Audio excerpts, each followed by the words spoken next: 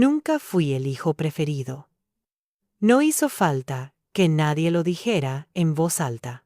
Se notaba en los gestos pequeños, en las decisiones silenciosas, en la forma en que mi padre pronunciaba el nombre de mi hermano, y luego el mío. Con el tiempo aprendí que el amor también puede repartirse de forma desigual, sin que nadie se avergüence por ello. Mi hermano siempre fue el brillante, el que prometía, el que merecía más atención, más paciencia, más oportunidades. Yo era el otro, el responsable, el que no daba problemas, el que se arreglaba solo. Durante años pensé que eso era una virtud. No entendí que también era una forma de abandono. Crecimos en la misma casa, bajo el mismo techo, pero no bajo las mismas reglas. A él se le perdonaban los errores. A mí se me exigía madurez. Si fallaba, era decepción. Si acertaba, era lo mínimo esperado. Mi padre no era un hombre cruel. Ese fue el problema. Era un hombre convencido de que actuaba con justicia. Decía que no había favoritos, que cada uno recibía según lo que daba. Yo asentía, porque discutirlo no cambiaba nada, porque enfrentar a un padre que nunca admite su parcialidad es una batalla perdida antes de empezar. Con los años, la diferencia se volvió más evidente. Apoyo económico, contactos, segundas oportunidades. Todo fluía hacia el mismo lado. Yo miraba desde afuera, aprendiendo una lección que nadie me enseñó explícitamente. No esperes reconocimiento donde nunca te lo dieron. Me hice adulto demasiado pronto. No por elección, sino por necesidad. Mientras mi hermano caía y se levantaba con red de seguridad, yo aprendía a no caer, a no pedir, a no necesitar. Mi padre solía decir con orgullo que yo era fuerte. Nunca se preguntó ¿a qué costo? Hubo momentos en los que pensé que exageraba, que tal vez veía cosas donde no las había, pero cada vez que necesitaba algo, la respuesta era distinta. Para uno había tiempo, para el otro, excusas. Para uno, comprensión. Para el otro, silencio. No odié a mi hermano. No era su culpa ser el elegido. Mi conflicto nunca fue con él. Fue con la desigualdad disfrazada de normalidad, con esa sensación persistente de estar siempre un paso atrás, no por falta de mérito, sino por falta de lugar. Mi padre envejecía mientras yo acumulaba una paciencia que no sabía para qué servía. A veces pensaba que esa paciencia era debilidad. No entendía aún que estaba construyendo algo distinto, algo que no necesitaba aprobación inmediata.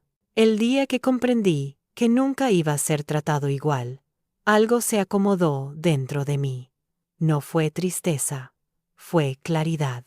Dejé de competir, dejé de explicar, dejé de esperar y empecé a observar. Aprendí que el silencio también puede ser una forma de preparación. Mi hermano seguía siendo el centro. Yo seguía siendo el apoyo invisible. Nadie notaba cuánto sostenía, cuánto resolvía, cuánto estaba, porque lo silencioso no llama la atención, hasta que un día, cuando falta, se vuelve imposible de ignorar. Y ese día, aunque aún no lo sabía, ya estaba en camino. Con el paso de los años, aprendí a leer a mi padre mejor que a nadie. No porque me hablara más, sino porque me hablaba menos. El silencio también enseña. Yo aprendí a interpretar sus pausas, sus miradas, la manera en que cambiaba de tono, según a cuál de los dos se dirigía. Con mi hermano había entusiasmo, conmigo había expectativa. Una expectativa pesada, constante, que nunca terminaba de satisfacerse. Mi hermano podía equivocarse una y otra vez. Cada error era una etapa, Una mala racha, algo pasajero. Yo no tenía ese margen. En mí, cualquier desvío era una señal de alerta. Tú sabes hacerlo mejor, decía mi padre. Y yo entendía el mensaje oculto. No falles, porque no hay red para ti. Cuando éramos más jóvenes, pensé que todo se equilibraría con el tiempo, que la vida adulta traería justicia. Me equivoqué. La adultez solo hizo más visibles las diferencias. A él se le abrían puertas. A mí se me pedía paciencia. Siempre paciencia. Como si la paciencia fuera una moneda que nunca se agotaba. Recuerdo con claridad una escena que se repitió muchas veces. Mi hermano pedía ayuda económica. No explicaba demasiado. No hacía promesas concretas. Mi padre asentía, suspiraba, buscaba la manera. Yo observaba desde el costado. Cuando, años después, necesité apoyo, la conversación fue distinta. Preguntas, dudas, advertencias. ¿Estás seguro? ¿Lo pensaste bien? No es buen momento. No era el dinero lo que dolía. Era la diferencia. Nunca reclamé abiertamente.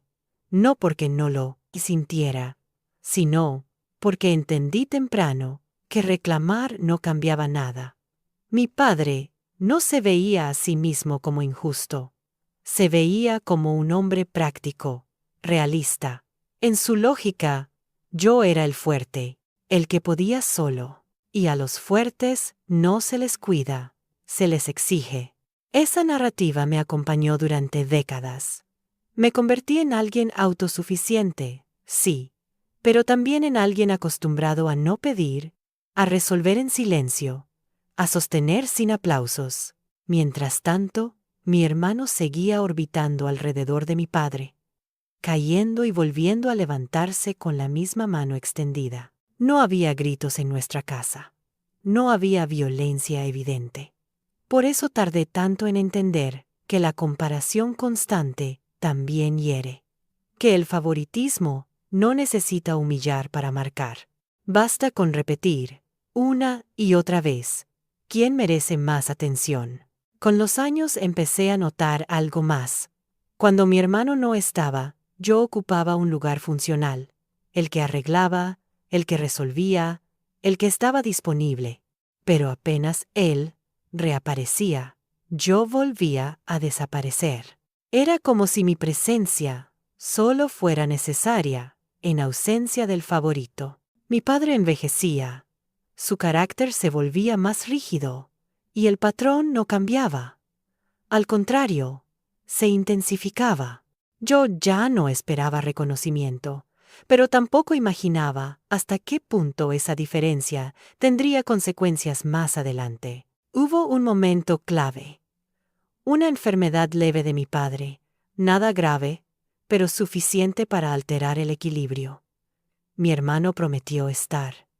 Yo estuve, días, semanas, sin anuncios, sin discursos. Me encargué de lo que había que hacer. Cuando todo pasó, mi padre agradeció a ambos, pero miró a uno con emoción y al otro con normalidad. Ese día entendí algo que me dolió más de lo que esperaba. Incluso cuando doy todo, no ocupo el mismo lugar. No sentí rabia. Sentí cansancio. Un cansancio profundo, acumulado durante años de desigualdad silenciosa. Dejé de intentar explicarme. Dejé de justificar mis decisiones. Dejé de medir mis actos en función de su mirada. Algo empezó a cerrarse dentro de mí.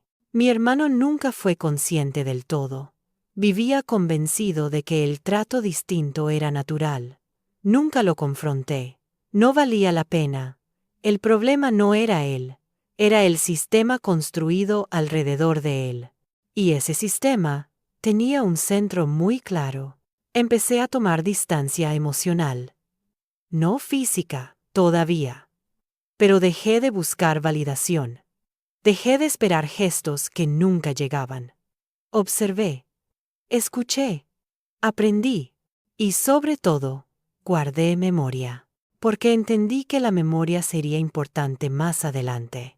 Mi padre seguía hablando de familia, de unidad, de igualdad, palabras grandes que no siempre se reflejan en los hechos.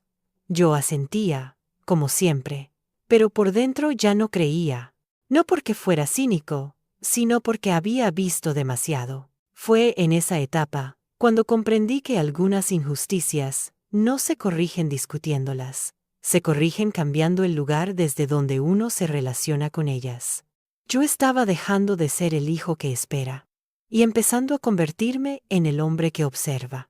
No sabía aún cómo terminaría esta historia. No imaginaba el desenlace. Pero algo era claro. Ya no estaba dispuesto a seguir cargando con una desigualdad que nadie quería nombrar. Y cuando una persona deja de aceptar un rol, ese rol empieza a resquebrajarse. El silencio que había aprendido a sostener durante años empezaba a transformarse en algo distinto. No era resentimiento, era preparación.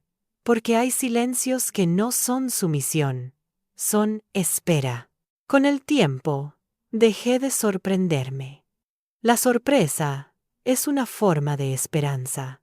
Y yo ya no la tenía.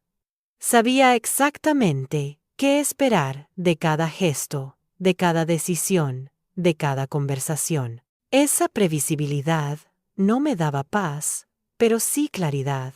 Y la claridad, aunque duele, es más honesta que la ilusión. Mi padre seguía hablando de igualdad cuando alguien externo preguntaba. Decía que había criado a sus hijos de la misma manera. Yo escuchaba esas palabras como si no se refirieran a mí, porque quien vive la diferencia no necesita explicaciones, necesita coherencia. Y esa coherencia nunca llegó. Mi hermano avanzaba por la vida con tropiezos constantes, pero nunca con consecuencias reales. Siempre había una mano que lo sostenía antes de caer. Yo, en cambio, aprendí a no tropezar, no porque fuera más capaz, sino porque no podía permitirme el error. El margen de fallo era un lujo reservado para otro. Esa presión constante moldeó mi carácter. Me volví meticuloso, cuidadoso, previsor. Nada quedaba librado al azar. Mientras mi hermano improvisaba, yo planificaba. Mientras él confiaba, yo calculaba. No por desconfianza natural, sino porque entendí que nadie iba a amortiguar mis caídas. Mi padre veía eso como una virtud. Decía que yo era el responsible. Lo decía con orgullo, sin darse cuenta de que estaba nombrando el resultado de una carencia, porque la responsabilidad forzada no es una elección, es una adaptación. Y yo me había adaptado demasiado bien. Hubo una época en la que intenté acercarme desde otro lugar. No para reclamar, sino para entender. Quería saber por qué la balanza siempre se inclinaba hacia el mismo lado, pero cada intento terminaba en evasivas. No es así, estás exagerando. Siempre ves lo negativo. Frases que cerraban cualquier posibilidad de diálogo. Yo me retiraba en silencio, aprendiendo otra lección. Hay verdades que no quieren ser escuchadas. Con los años, empecé a notar algo inquietante. Mi padre no solo favorecía a mi hermano, también dependía de mí, para resolver, para sostener, para estar. Era una dependencia cómoda, silenciosa, nunca reconocida. Yo estaba ahí cuando hacía falta, pero nunca en el centro. Siempre en el margen funcional. Ese lugar intermedio, ni favorito ni descartable, es el más peligroso, porque te consume sin darte identidad. Te usa sin reconocerte. Yo viví ahí durante décadas, y ese desgaste no se nota de golpe, se acumula. Cuando mi padre empezó a perder energía, la dinámica se hizo más evidente. Mi hermano seguía siendo el elegido emocional. Yo, el apoyo práctico, llamadas a horas incómodas, favores implícitos, responsabilidades asumidas sin discusión. Nunca me preguntaban si podía. Solo asumían que estaría. Y yo estaba. No por sumisión, sino porque, durante años confundí presencia con deber. Creí que cumplir me daba derecho a un lugar. No entendí que el lugar ya estaba asignado, independientemente de mis actos. Hubo una noche que marcó un punto silencioso. Mi padre necesitaba algo urgente. Mi hermano no respondió. Yo sí. Conduje durante horas. Resolví, organicé, volví de madrugada. Al día siguiente, mi padre llamó a mi hermano para contarle lo ocurrido. Yo estaba allí, escuchando cómo narraba la historia. Mi nombre apenas apareció, como una nota al margen. Ese día no sentí tristeza, sentí algo más definitivo, distancia. No me alejé físicamente, me alejé emocionalmente. Dejé de ofrecer más de lo necesario. Dejé de anticiparme. Empecé a medir, no por rencor, sino por supervivencia. Porque entendí que seguir dando sin reconocimiento no era generosidad, era desgaste. Mi hermano seguía sin notar nada. Vivía cómodo en su lugar de preferido. Nunca lo culpé. El favoritismo no siempre se elige. A veces se hereda. Mi conflicto nunca fue con él, fue con la estructura que lo sostenía. Mi padre empezó a notar mi cambio. Comentó que estaba más distante, que ya no era el mismo. Yo asentí. No lo contradije, porque era verdad. Ya no era el hijo que esperaba algo a cambio de su constancia. Era alguien que empezaba a reservarse. Esa reserva no fue inmediata ni total. Fue progresiva. Pequeños límites, decisiones internas, silencios distintos. No era una retirada dramática. Era una reorganización. Yo estaba cambiando el lugar desde donde me relacionaba con esa desigualdad. No pensaba en venganza. La venganza es ruidosa y efímera. Yo pensaba en equilibrio, en justicia silenciosa. ¿En qué pasaría el día que yo dejara de estar siempre disponible? No lo hacía como amenaza, sino como pregunta. Y esa pregunta empezó a tomar forma. Mi padre envejecía más rápido de lo que admitía. Su cuerpo empezaba a fallar. Su carácter se volvía más duro. Y yo sabía algo que nadie decía en voz alta. El día que necesitara de verdad, la balanza iba a inclinarse de nuevo. Y esta vez, yo no estaba seguro de ocupar el mismo lugar de siempre. No porque quisiera castigar, sino porque entendí algo fundamental. Seguir siendo el hijo que sostiene sin ser visto también era una forma de traicionarme. Ese pensamiento no me dio paz, me dio responsabilidad, porque sabía que, llegado el momento, tendría que decidir. Y esa decisión no sería impulsiva, sería el resultado de años de silencio, observación y memoria. La historia aún no había llegado a su punto más duro, pero el terreno ya estaba preparado. Y cuando el silencio se prepara durante tanto tiempo, no explota, se impone. El deterioro no llegó de golpe. Llegó como llegan las cosas que nadie quiere ver, despacio, con señales pequeñas, fáciles de negar. Mi padre empezó a olvidar detalles, a cansarse antes, a depender más de rutinas que antes dominaba sin esfuerzo. Para los demás era parte de la edad. Para mí, era el inicio de un cambio que llevaba años gestándose. Mi hermano reaccionó como siempre, con palabras, con promesas, con gestos visibles pero breves. Llamadas rápidas, visitas anunciadas, discursos tranquilizadores. Yo observaba sin intervenir, porque ya sabía distinguir entre presencia real y presencia simbólica. Y la diferencia, con el tiempo, se vuelve evidente. La responsabilidad práctica volvió a caer sobre mí, sin necesidad de nombrarla. Nadie me lo pidió directamente. Simplemente ocurrió. Formularios, citas médicas, gestiones, decisiones incómodas, todo lo que no luce, todo lo que pesa. Yo me hice cargo como tantas veces antes, pero algo había cambiado.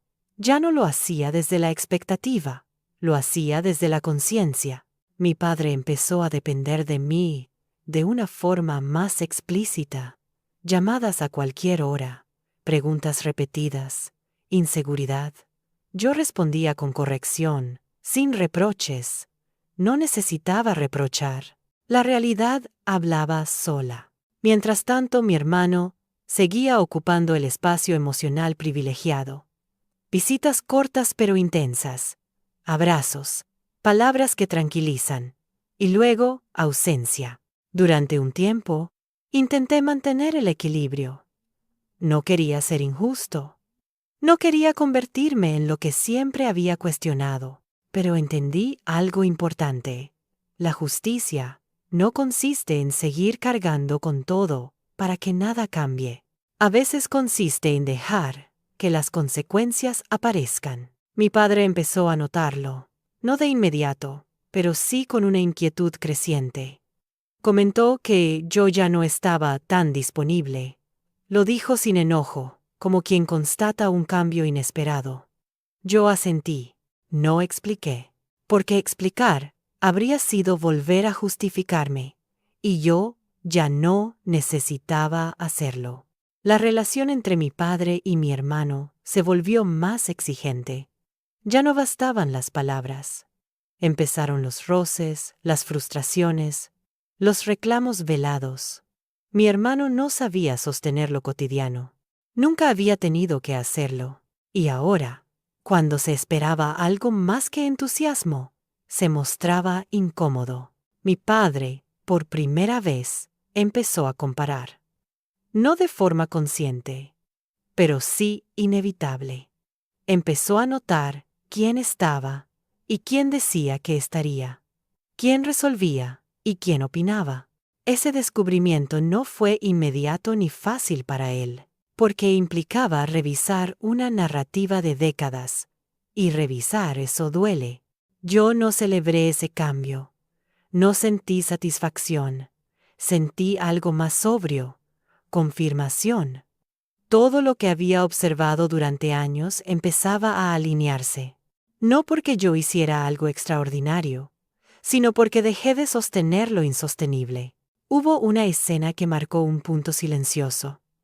Una mañana complicada, una gestión urgente que no podía esperar. Mi padre llamó primero a mi hermano. No obtuvo respuesta. Llamó después a mí. Respondí. Resolvimos.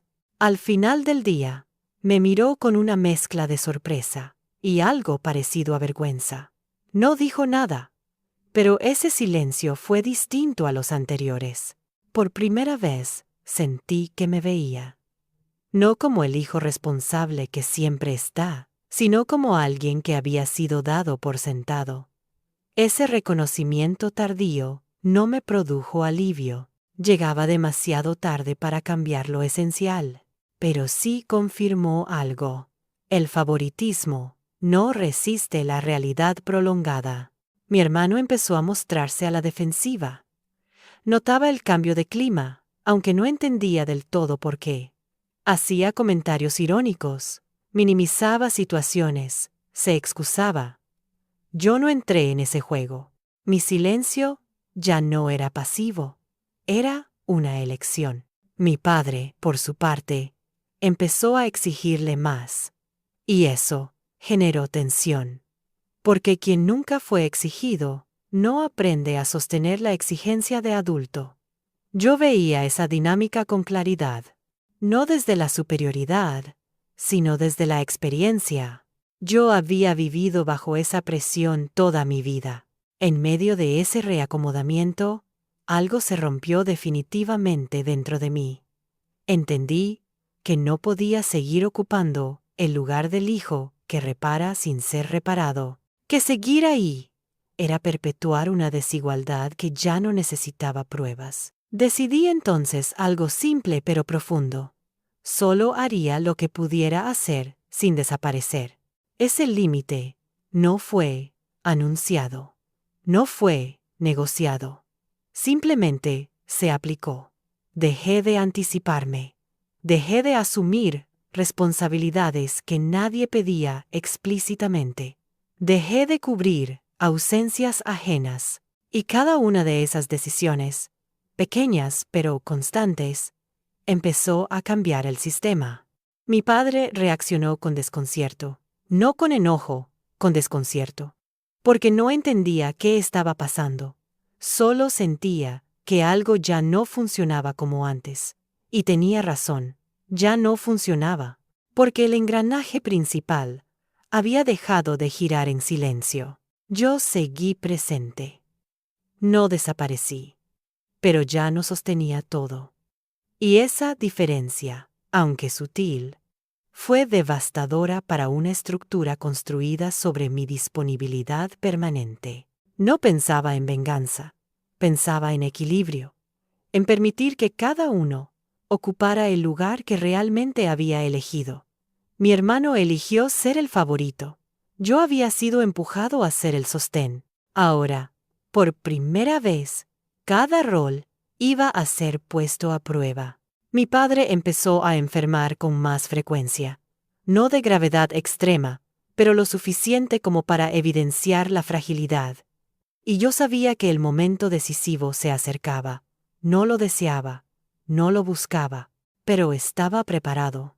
Porque el silencio que se acumula durante años no estalla, se organiza, y cuando llega el momento, no grita, decide. La fragilidad ya no era algo abstracto. Empezó a tener nombre, horarios, límites concretos. Mi padre ya no podía ignorar sus propios cuerpos de cansancio, ni disimularlos con carácter. Había días buenos y días malos, y esa irregularidad desarmó por completo la dinámica que durante años había sostenido sin cuestionamientos. Mi hermano intentó ocupar el espacio que siempre había tenido, pero no supo cómo hacerlo cuando ese espacio exigía constancia. Seguía apareciendo cuando le resultaba cómodo, cuando podía controlar la escena. Pero lo cotidiano lo desbordaba. Y lo cotidiano no espera, no entiende de excusas ni de intenciones. Yo observaba con una calma que a muchos les habría parecido frialdad.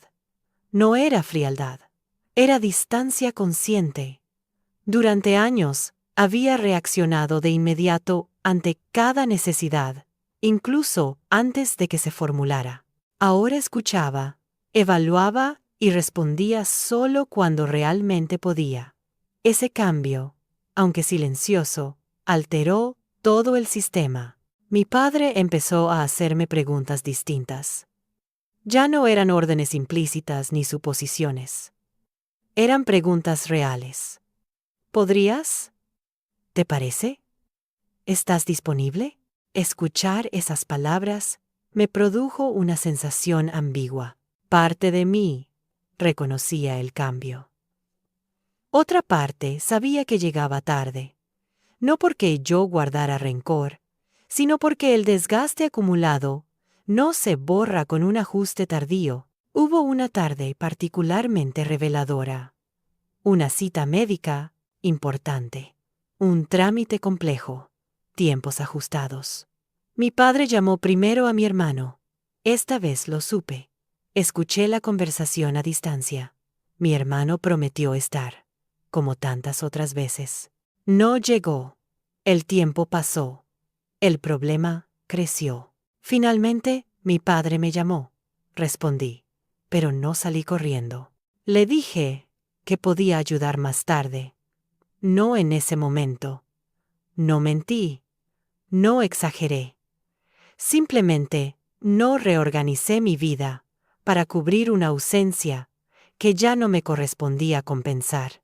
El silencio al otro lado de la línea fue largo, no de enojo, de sorpresa, porque por primera vez, el hijo que siempre está, no estaba. La cita se reprogramó. Nada grave ocurrió, pero algo se rompió. O, mejor dicho, algo se reveló. Mi padre tuvo que enfrentar una consecuencia mínima de una estructura que había sostenido durante años sin cuestionarla. Y esa consecuencia, por pequeña que fuera, lo obligó a pensar. No hubo reproches. No hubo confrontación directa. Hubo incomodidad. Y la incomodidad, cuando se sostiene, enseña más que cualquier discurso. Mi padre empezó a notar patrones. No de inmediato, pero sí con una insistencia creciente. Empezó a ver quién cumplía y quién prometía, quién estaba cuando no había aplausos y quién solo aparecía cuando podía ser visto. Mi hermano reaccionó con irritación. No entendía por qué se le exigía más. Estaba acostumbrado a un trato especial que ahora se erosionaba. Se defendía con palabras, con justificaciones, con la vieja estrategia de minimizar. Yo no intervenía. No era necesario.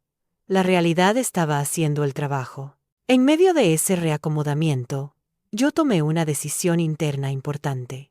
No iba a explicarme más. No iba a justificar límites razonables, ni a suavizar consecuencias inevitables. Si no podía, no podía. Si no quería, no quería. Ese derecho, que nunca me había permitido ejercer plenamente, se volvió central. Mi padre empezó a mostrarse más callado. No porque no tuviera carácter, sino porque empezaba a comprender. Comprender no siempre implica aceptar de inmediato. A veces implica atravesar una pérdida. Y mi padre estaba perdiendo una imagen cómoda, la de un equilibrio que nunca había sido justo. Hubo una conversación breve, sin dramatismo. Me preguntó si estaba molesto. Le dije que no. Le dije la verdad. Estaba cansado. No de él, sino del lugar que había ocupado durante demasiado tiempo. No entré en detalles. No enumeré agravios. No era necesario. El silencio posterior fue denso, pero honesto. Por primera vez, sentí que no necesitaba que él entendiera todo. Me bastaba con que dejara de asumir. Esa diferencia es enorme, porque el asumir borra al otro. El preguntar, aunque tarde, reconoce existencia. Mi hermano, por su parte, empezó a distanciarse, no por reflexión, sino por incomodidad. Cuando se espera algo más de quien nunca tuvo que sostener, la reacción suele ser retirada. Yo observé ese movimiento con claridad, no con satisfacción, sino con una especie de cierre interno. Ya no necesitaba comparaciones. El sistema familiar, construido durante décadas, empezaba a mostrar grietas, no porque alguien lo atacara, sino porque ya no podía sostenerse sobre el mismo pilar. Y ese pilar había sido mi disponibilidad constante. Al retirarla parcialmente, todo se reordenaba. Mi padre empezó a enfermar con más frecuencia. Nada terminal aún, pero lo suficiente como para anticipar decisiones difíciles. Yo sabía que se acercaba un momento clave. No lo esperaba con ansiedad ni con deseo de revancha. Lo esperaba con responsabilidad, porque entendí que el verdadero poder no está en castigar, sino en elegir. Y yo estaba aprendiendo a elegir. Esa elección no sería ruidosa. No habría discursos ni escenas finales. Sería una elección silenciosa, coherente con todo lo que había vivido. Una elección que no buscaría herir, pero tampoco seguiría sosteniendo una injusticia prolongada. Porque hay silencios que esperan, y hay silencios que, llegado el momento, actúan. Y el mío ya no estaba esperando. El aviso no llegó con dramatismo. Llegó con una llamada breve, una voz cansada al otro lado del teléfono, y una frase que ya no dejaba margen a la negación. Mi padre había caído, no de forma espectacular, no como en las historias que se cuentan después, sino como caen las personas cuando el cuerpo ya no responde como antes. Despacio, sin testigos importantes, con consecuencias inevitables. Mi hermano fue el primero en enterarse. Lo supe porque el teléfono no sonó para mí de inmediato. Cuando finalmente sonó, ya había pasado tiempo. No pregunté por qué. La respuesta era evidente. El orden de prioridades seguía siendo el mismo, pero esta vez, el orden ya no garantizaba soluciones. Llegué al hospital horas después. No porque no me importara, sino porque decidí no romper mi vida para encajar en una urgencia que otros no supieron sostener. Mi padre estaba consciente, confundido, más frágil de lo que jamás lo había visto. Mi hermano estaba allí, inquieto, incómodo, fuera de lugar. No sabía qué hacer más allá de estar presente físicamente. Durante los días siguientes, la situación se volvió clara. No era un episodio aislado. Era el comienzo de una dependencia real. Citas médicas constantes, tratamientos, decisiones prácticas. Todo aquello que no se resuelve con buenas intenciones ni discursos tranquilizadores. Todo aquello que exige continuidad. Mi hermano empezó fuerte. Hablaba de turnarse, de organizarse, de estar más involucrado. Yo escuchaba sin interrumpir. No ofrecí nada. No porque no pudiera, sino porque ya no iba a anticiparme. Quería ver qué pasaba cuando cada uno asumía el lugar que había elegido durante años. La realidad no tardó en imponerse. Las promesas se diluyeron. Los turnos se olvidaron. Las excusas empezaron a acumularse. Trabajo, cansancio, compromisos, todo era válido. Mientras tanto, las necesidades no esperaban, y alguien tenía que responder. Mi padre empezó a llamar más seguido. Ya no pedía, preguntaba, dudaba. Yo respondía con corrección, pero sin correr. Si podía, ayudaba. Si no, decía que no. Esa palabra, tan simple, era nueva entre nosotros. Y cada vez que la decía, sentía el peso de años de silencio rompiéndose. Hubo un día particularmente duro, una cita importante que no podía postergarse. Mi hermano había confirmado. No llegó. El tiempo pasó. El médico se fue. Mi padre me miró sin decir nada. No hubo reproche. Solo una comprensión lenta, dolorosa. Esa mirada fue el primer reconocimiento real que recibí en décadas. Y llegó, no cuando di más, sino cuando dejé de darlo todo. A partir de ahí, algo cambió definitivamente. Mi padre empezó a medir, a comparar, sin decirlo, a entender que el hijo, al que siempre había exigido, era el único que sabía sostener sin prometer. Y ese descubrimiento no lo llenó de orgullo. Lo llenó de culpa. Mi hermano reaccionó mal, se sintió cuestionado, desplazado, empezó a hablar de injusticias, de exigencias desmedidas.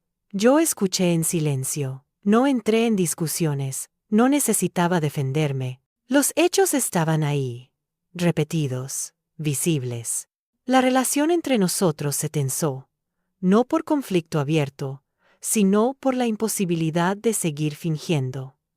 El favoritismo, expuesto a la realidad, pierde elegancia, se vuelve torpe, y cuando se vuelve torpe, deja de sostenerse. Mi padre empezó a depender más de mí, pero ya no desde la suposición. Ahora preguntaba, esperaba respuesta. A veces aceptaba un no, otras veces insistía. Yo mantenía el límite, no por castigo, sino por coherencia, porque ayudar no puede significar desaparecer. Hubo una noche larga, silenciosa, en la que me quedé a su lado, mientras dormía. Lo miré, y entendí algo que no había querido aceptar antes. Él también estaba pagando el precio de sus decisiones. No con maldad, sino con soledad funcional. Y esa soledad no era algo que yo pudiera ni quisiera borrar del todo. No sentí satisfacción. Sentí responsabilidad. Pero una responsabilidad distinta. No la responsabilidad impuesta, sino la elegida. Yo decidía cuándo y cómo estar. Y esa diferencia lo cambiaba todo. Mi hermano empezó a alejarse. No de forma explícita, pero sí constante. Menos llamadas, menos visitas. Cuando aparecía, era breve, incómodo. No sabía ocupar el lugar que ahora se le pedía. Yo ya no cubría ese vacío. Y ese vacío empezó a pesar.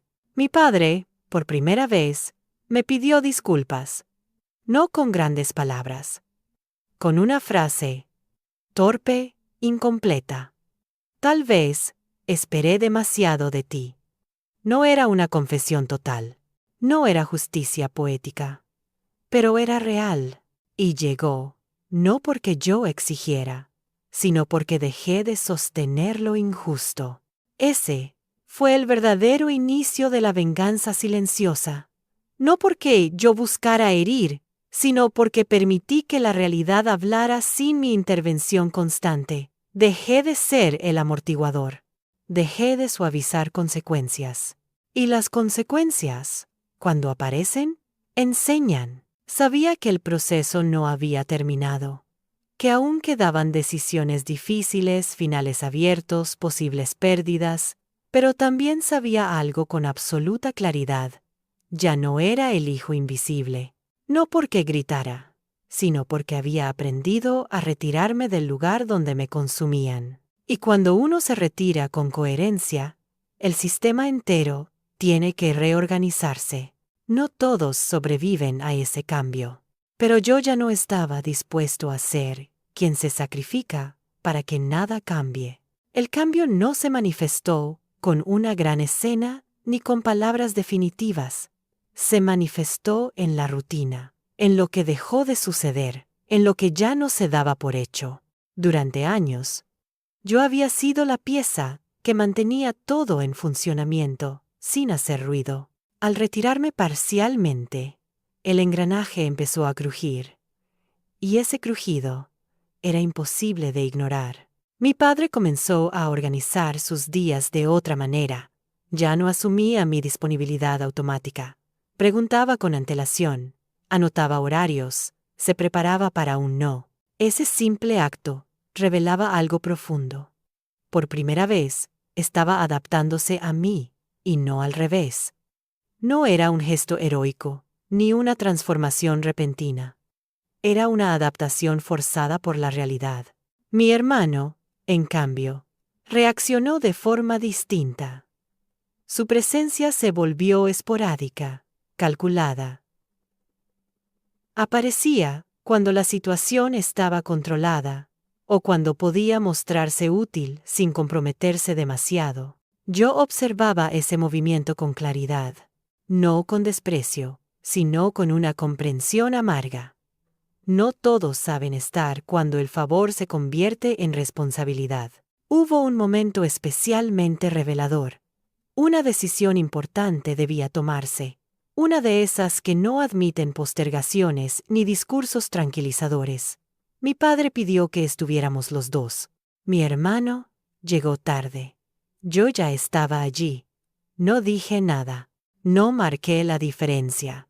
No hacía falta. La diferencia se veía sola. Durante la conversación, mi padre me miró varias veces antes de hablar. No buscaba aprobación, buscaba sostén. Y esa búsqueda, silenciosa pero evidente, fue una inversión total de la dinámica que había marcado nuestra vida. Yo ya no era el hijo que esperaba reconocimiento. Era el hijo que decidía hasta dónde podía sostener. La decisión se tomó. No porque yo la impusiera, sino porque mi presencia estable la volvió inevitable.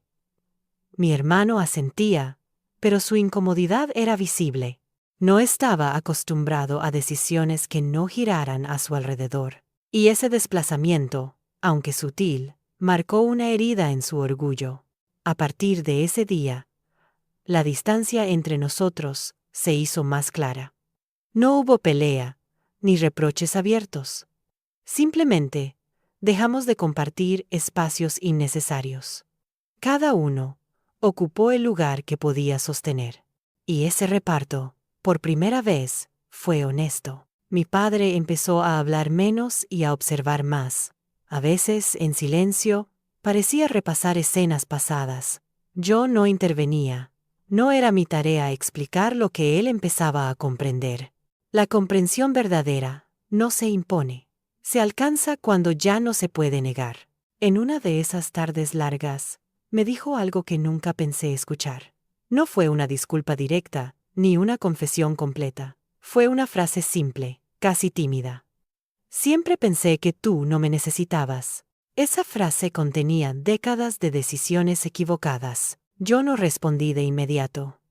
Porque no se responde a una vida entera con una frase rápida. Le dije la verdad. Le dije que no necesitar no es lo mismo que no sentir. Que haber sido fuerte no había sido una elección, sino una exigencia. Que había aprendido a sostenerme porque no tenía alternativa. No levanté la voz. No enumeré agravios. No hacía falta. Él escuchó.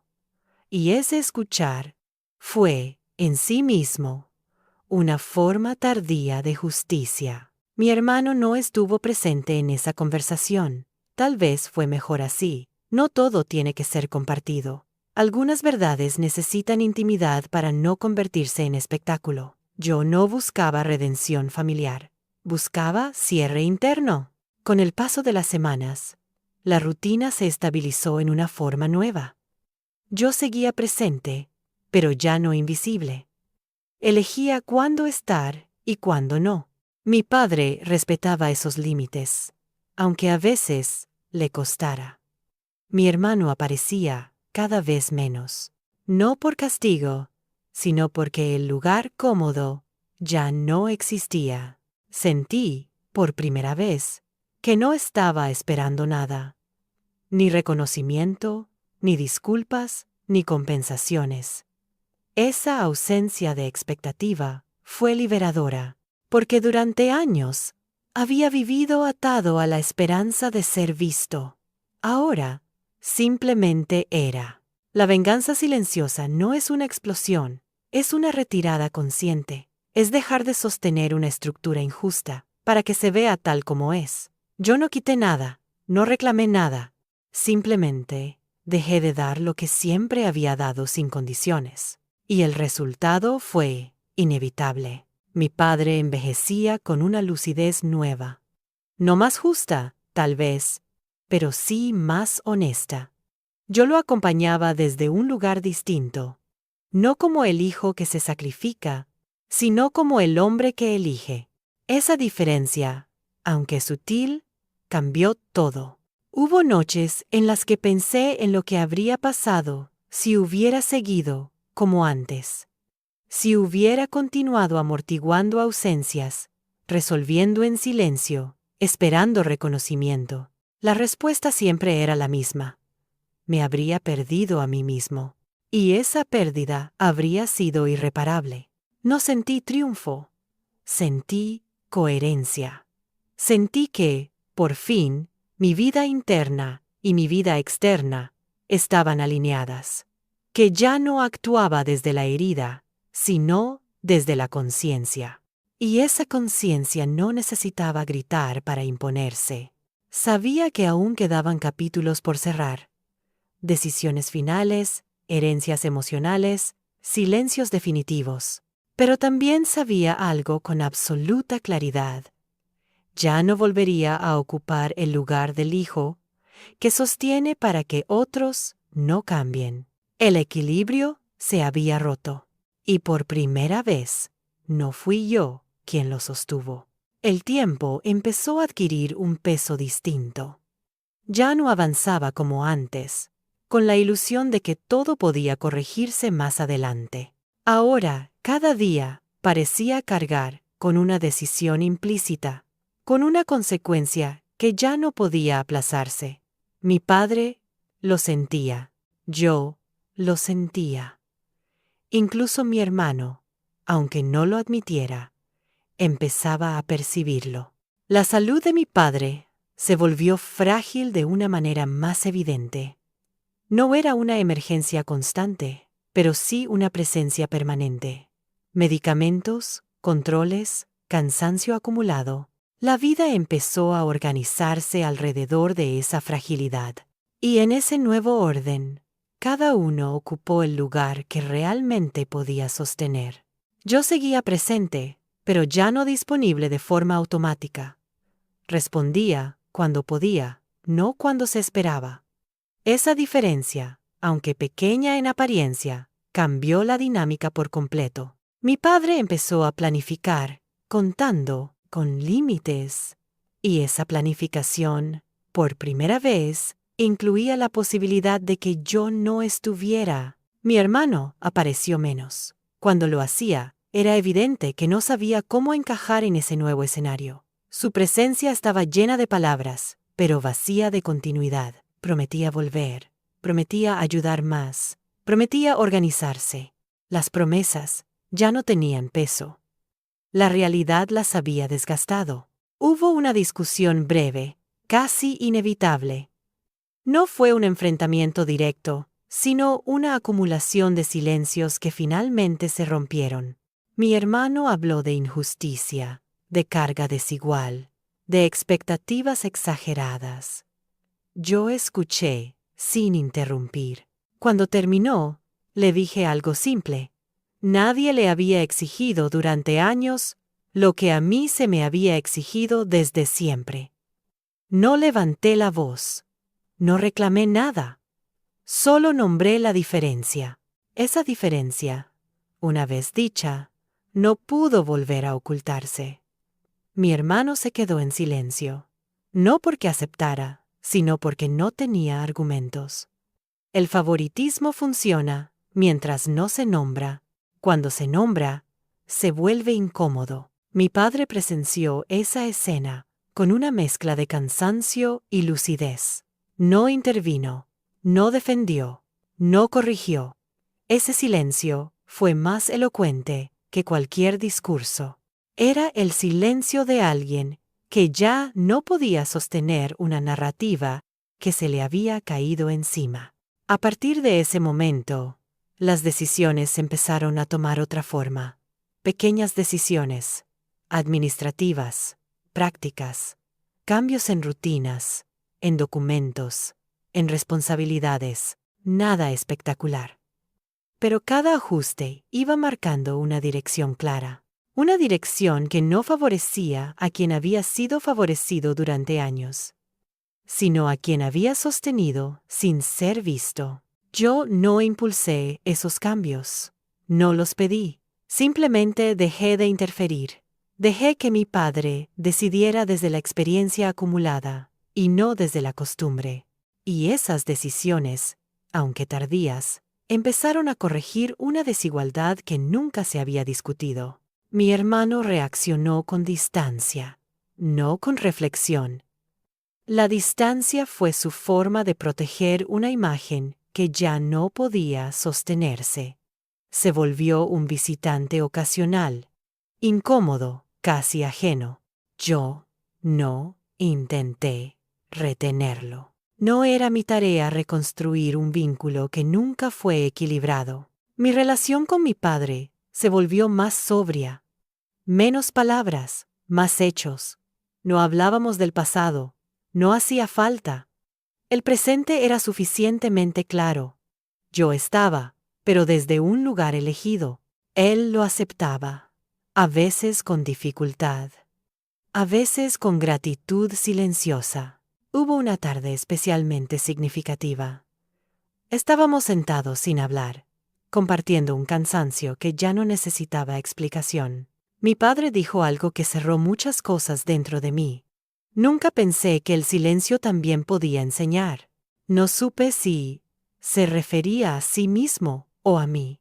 Tal vez a ambos. No respondí. Porque esa frase, por sí sola, contenía todo lo que había pasado. Empecé a sentir una calma extraña. No la calma de quien gana, sino la de quien deja de perderse. Ya no medía mis actos por cómo serían recibidos. Los medía por si podía sostenerlos sin desaparecer. Esa coherencia interna era nueva y profundamente estable. La venganza silenciosa había cumplido su función, sin necesidad de proclamarse.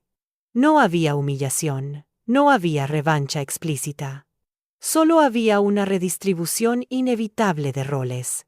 El hijo favorito había quedado expuesto a su propia inconsistencia. El hijo invisible había recuperado su lugar sin pedirlo. Sabía que aún quedaban decisiones finales, temas que nadie quería nombrar, pero que se acercaban. Herencias, responsabilidades, despedidas. No pensaba en ellas con ansiedad. Pensaba en ellas con preparación, porque había aprendido que anticipar no siempre es controlar, a veces es cuidarse. Mi padre empezó a organizar papeles, a ordenar asuntos pendientes. No me consultaba todo, pero me incluía, no como obligación, sino como referencia. Ese gesto, aunque tardío, cerraba un ciclo. No borraba el pasado, pero lo resignificaba. Mi hermano, por su parte, se fue alejando sin un adiós formal. Su retirada fue tan silenciosa como mi paciencia había sido durante años. No sentí alivio ni tristeza profunda. Sentí coherencia. Cada uno estaba ocupando el lugar que realmente podía sostener. Mirando todo con distancia, entendí que la verdadera venganza no fue dejar de ayudar. Fue dejar de corregir una injusticia que nunca fue mía. Al hacerlo, permití que la realidad se mostrara tal como era. Y esa realidad, una vez visible, ya no pudo ser negada. El final se acercaba, no como una amenaza, sino como una conclusión natural. Y yo estaba listo, no para ajustar cuentas, sino para cerrar con dignidad. Porque después de tantos años de silencio impuesto, había aprendido algo esencial. El silencio elegido también puede ser una forma de justicia. Las señales finales no llegaron con dramatismo, llegaron envueltas en normalidad. Papeles ordenados sobre la mesa, llamadas breves, decisiones que ya no se posponían. Mi padre empezó a hablar de poner las cosas en orden, sin levantar la mirada. No lo hacía para tranquilizarnos. Lo hacía para tranquilizarse a sí mismo. Cuando alguien llega a ese punto, sabe que ya no queda tiempo para corregirlo todo, solo para decidir. Yo lo acompañaba desde un lugar distinto al de antes. No como el hijo que resuelve sin ser visto, sino como alguien que escucha sin intervenir. Esa posición me permitió ver con claridad algo que durante años había estado oculto por la costumbre. Mi padre estaba cansado de sostener una ficción, la ficción de la igualdad proclamada y la desigualdad practicada. Mantenerla requería más energía de la que ya tenía. Mi hermano apareció una tarde sin aviso. Traía consigo esa mezcla de nerviosismo y urgencia que siempre lo caracterizaba cuando intuía que algo importante se estaba moviendo sin él. Habló mucho, hizo preguntas indirectas, mencionó temas que nadie había puesto sobre la mesa. Yo permanecí en silencio, no porque no tuviera nada que decir, sino porque sabía que el momento no me necesitaba hablando. Mi padre lo escuchó con paciencia, no con la indulgencia de antes, sino con una atención sobria, cansada. Cuando mi hermano terminó, hubo un silencio largo. Luego mi padre dijo algo que en otra época habría sido impensable. Ahora no prometas. Di solo lo que puedes sostener. Esa frase, simple y seca, marcó un cambio definitivo. No era un reproche. Era un límite. Mi hermano no supo qué responder, porque durante años su lugar había estado construido sobre promesas sin peso. De repente, esas promesas ya no servían. La habitación se llenó de una incomodidad densa. Yo seguí en silencio, no por estrategia, sino por coherencia. Mi papel ya no era explicar lo que todos empezaban a ver. Los días siguientes fueron tranquilos, pero cargados de sentido. Mi padre empezó a hacer ajustes concretos, no grandes anuncios, ajustes pequeños, administrativos, casi invisibles para quien no sabe mirar. Cambios en responsabilidades, en accesos, en decisiones que antes se daban por hechas. Yo notaba cada uno, no con satisfacción, sino con una calma extraña. Era el resultado natural de años de observación. Mi hermano se volvió intermitente. Aparecía y desaparecía. Preguntaba, pero no escuchaba del todo. Intuía que algo se le escapaba, pero no sabía cómo recuperarlo. Yo no intervenía. No tenía nada que recuperar. Ya había soltado la necesidad de ser reconocido por comparación. Mi lugar no dependía de que otro perdiera. Hubo una conversación final entre mi padre y yo. No fue larga ni emotiva. Fue honesta. Me preguntó si estaba bien. No si podía, no si me encargaba. Si estaba bien, esa pregunta, tan simple, contenía todo lo que nunca había sido preguntado. Le dije la verdad. Estaba en paz.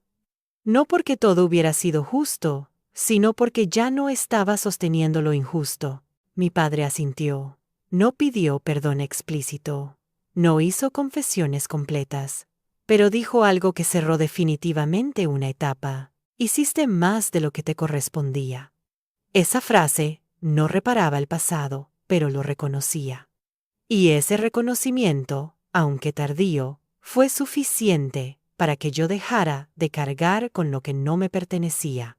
El proceso siguió su curso natural, sin anuncios, sin dramatismos. Mi padre tomó decisiones finales con una lucidez sorprendente, no para equilibrar cuentas, sino para reflejar lo que había aprendido demasiado tarde. Yo no pregunté detalles, no necesitaba hacerlo. Sabía que el resultado no era una recompensa, sino una consecuencia. Mi hermano se enteró después. No estuvo presente en el momento exacto.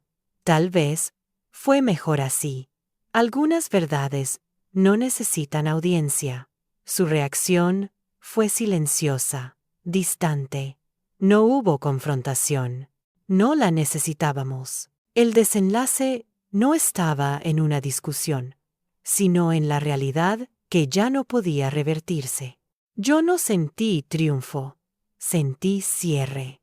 El cierre que llega cuando dejas de luchar por un lugar y empiezas a ocupar el que te corresponde sin pedir permiso. La venganza silenciosa no fue quitar nada, fue dejar de sostener una mentira hasta que la verdad se acomodó sola. Mi relación con mi padre entró en una fase final, más serena. Ya no había expectativas que cumplir, ni roles que sostener. Estábamos dos adultos compartiendo un final, con la honestidad que no habíamos tenido al principio. Yo estaba ahí, no por obligación, sino por elección. Y esa elección, por primera vez, era libre.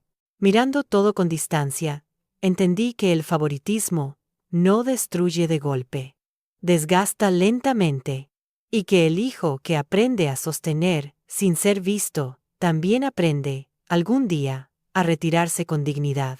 Yo había hecho ese recorrido completo, sin ruido, sin escándalo, sin revancha visible. El último tramo se acercaba. No como un castigo, sino como una conclusión. Y yo estaba listo para él, no para reclamar nada, sino para cerrar con una certeza clara. No hay mayor justicia que dejar de ofrecerse como soporte de una desigualdad prolongada, porque cuando el silencio deja de servir a otros y empieza a servirte a ti, deja de ser sumisión, se convierte en decisión. El final no llegó con gritos ni escenas memorables. Llegó como llegan las verdades que ya no necesitan demostrarse, en silencio, sin testigos, sin necesidad de explicación. Mi padre se fue apagando poco a poco, con la serenidad de quien sabe que ya no puede corregirlo todo. Pero al menos ha dejado de mentirse. Estuve allí. No todos los días, no a toda hora, pero lo suficiente. No como el hijo que se sacrifica, sino como el hombre que elige estar. Esa diferencia, que antes parecía egoísta, ahora era simplemente justa. Mi presencia ya no era una obligación invisible, era una decisión consciente. Mi hermano apareció una última vez, no para hablar del pasado, ni para asumir nada, solo para estar. Su silencio no era reflexión, era desconcierto. La realidad le había llegado tarde y sin manual de instrucciones. Yo no intenté ayudarlo a entender. Cada uno procesa las consecuencias a su manera. El día final fue tranquilo. Demasiado tranquilo para quienes esperan drama. No hubo palabras pendientes ni gestos simbólicos, solo una mirada breve, cansada, que ya no pedía nada. En ese instante, entendí que mi padre había comprendido. No todo, pero lo suficiente. Después vino lo inevitable. Los papeles, los silencios, las ausencias que se reorganizan, las decisiones que ya estaban tomadas y no necesitaban ser defendidas. No hubo discusiones, no hubo reclamos. El resultado hablaba por sí solo. Mi hermano lo supo después. No preguntó mucho, no protestó.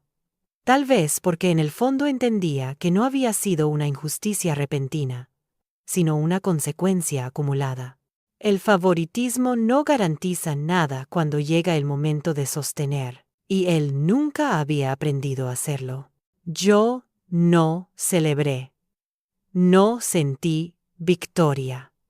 Sentí alivio.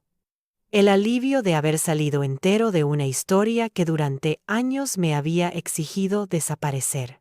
El alivio de no haberme convertido en alguien amargo para demostrar que tenía razón. La verdadera venganza nunca fue el resultado final. Fue el camino. Fue aprender a retirarme sin ruido. Dejar de corregir lo que no me correspondía. Permitir que la realidad se mostrara sin filtros.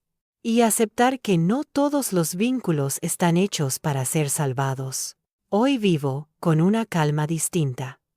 No porque todo haya sido justo, sino porque ya no participo de lo injusto. Aprendí que el silencio impuesto destruye, pero el silencio elegido protege. Que sostener no siempre es amar. Y que a veces el acto más digno es dejar de estar donde nunca fuiste visto. No guardo rencor, tampoco nostalgia, solo una certeza clara, firme, irreversible. No volví a ocupar el lugar del hijo que sostiene, para que otros no cambien. Y esa fue, sin duda, mi forma de justicia.